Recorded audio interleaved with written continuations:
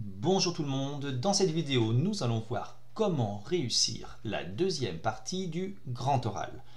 Je rappelle que la deuxième partie de l'épreuve du bac du grand oral correspond en fait à des échanges entre vous et les deux membres du jury. Des échanges qui vont porter essentiellement sur votre exposé.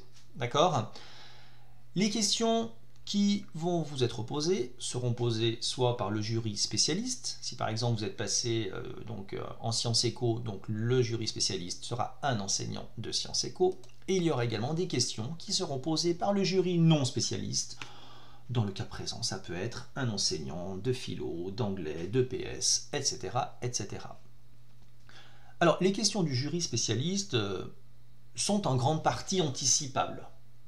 Ça veut dire que si par exemple vous avez décidé en sciences éco d'opter pour un sujet sur le commerce international, eh bien attendez-vous à avoir des questions sur les avantages comparatifs, la dotation factorielle, la répartition internationale de la chaîne de valeur, le libre-échange, etc., etc.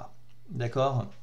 Donc en fonction de votre sujet, vous devriez voir à peu près ce qu'il va vous demander.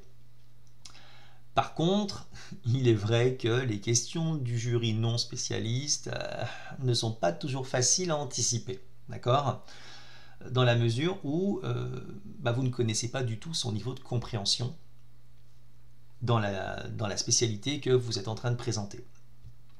Il peut donc vous poser des questions totalement inattendues, voire même quelquefois déstabilisantes, mais c'est pas grave en fait, hein, d'accord ? Au contraire, ce sera une occasion pour vous de marquer des points, parce que si vous arrivez à expliquer quelque chose à quelqu'un qui n'a pas spécialement de connaissances dans le domaine que vous présentez, et si vous réussissez surtout à le faire, d'accord, là vous allez marquer pas mal de points en fait, donc là c'est plutôt positif. Alors, les questions que l'on va vous poser donc dans la partie entretien de 10 minutes, hein, d'accord, qui je le rappelle se fait soit assis soit debout en fait. Ces questions sont bien évidemment en rapport avec le contenu de l'exposé de 5 minutes que vous venez d'effectuer.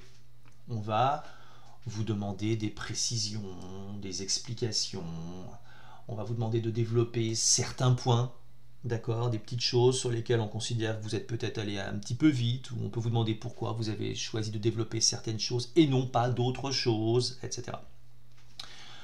On peut également vous poser des questions en rapport avec les chapitres, bien évidemment, du programme qui sont proches de l'exposé. Alors, en théorie, on peut même vous poser des questions sur l'intégralité du programme, sachez-le, d'accord ? Ça veut dire que si vous passez en sciences éco et que vous avez opté pour un sujet, par le même que tout à l'heure, un sujet sur le commerce international, d'accord ?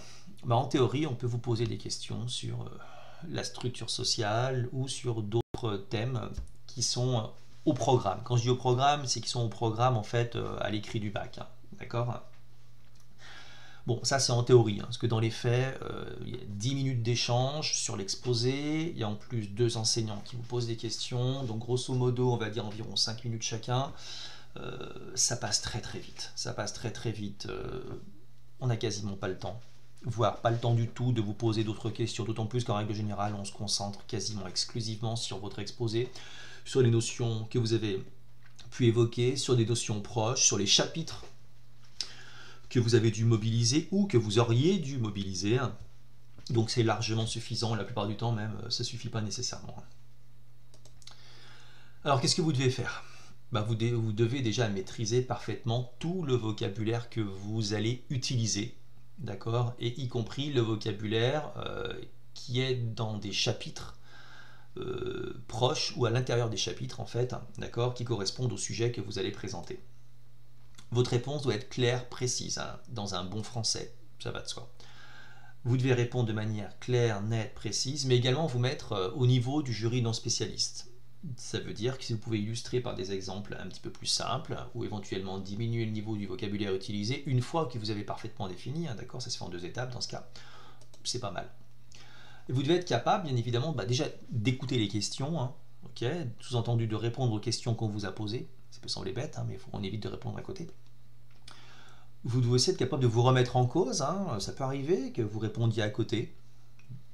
Bon, bah écoutez, c'est pas grave, ça n'empêchera pas d'avoir éventuellement une bonne note. Simplement, les membres du jury vont vous faire comprendre que vous vous êtes trompé et ils vont essayer de vous amener vers la bonne réponse, hein, d'accord?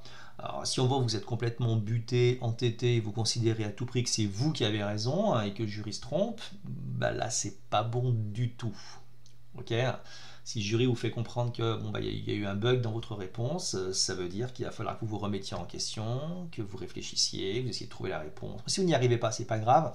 À la rigueur, il vaut mieux ne pas arriver à trouver la réponse que s'entêter à dire n'importe quoi et à penser que bah, c'est automatiquement vous qui avez raison. Vous êtes jugé sur votre capacité à interagir avec le jury, ça c'est super important. Ou bien évidemment, sur la forme, bah, il faut des interactions visuelles, autrement dit, vous regardez les personnes à qui vous parlez, ça va de soi, on essaye toujours d'être souriant, de ne pas croiser les bras, de se tenir droit, etc., etc. Après, je répète, vous êtes soit assis, soit debout, c'est vous qui décidez. Moi, personnellement, c'est vrai que je conseille toujours d'être assis. On peut plus facilement cacher son stress quand on est assis que quand on est debout, où là, toutes les parties du corps qui peuvent bouger simultanément, donc c'est pas le top. Alors, que faire pour cette deuxième partie du grand oral? Parfaitement maîtriser le ou les thèmes en rapport avec le sujet que vous traitez. Alors si c'est un sujet sur une spécialité, bon, bah, vous vous focalisez là-dessus, vous savez d'avance que vous serez interrogé uniquement sur cette spécialité-là, pas sur l'autre, ça va de soi.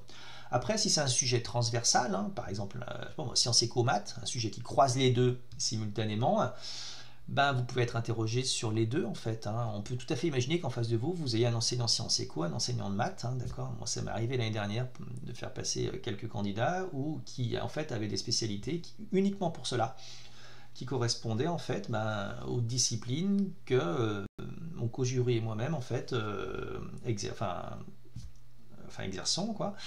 Donc c'est vrai que c'est plus compliqué quand c'est transversal parce que ça nécessite de maîtriser en fait les deux spécialités. Mais bon, si vous le sentez, lancez-vous, il n'y a pas de souci. Faites une liste des questions qui, d'après vous, vont vous être posées. D'accord? Par le jury spécialiste, en général, ça, c'est pas la liste la plus compliquée à faire. Après, par le jury non spécialiste, ça, c'est moins évident, effectivement. Et il faut s'entraîner. Vous vous entraînez avec des camarades spécialistes, parce que du coup, ils sauront quelles questions poser, des questions qui sont en rapport avec le programme, mais également avec des camarades non spécialistes. Hein. Vous verrez quelquefois qu'ils peuvent vous poser des questions que vous aurez anticipées, bien évidemment, ça va de soi. Si vous utilisez un mot compliqué, ils vous demanderont ce que ça veut dire. Hein. D'accord? Puis quelquefois, ils peuvent vous poser des questions assez étranges. Ben, dites-vous que c'est aussi ça le grand oral. Hein. D'accord? Donc ça peut être intéressant de s'entraîner de cette manière-là.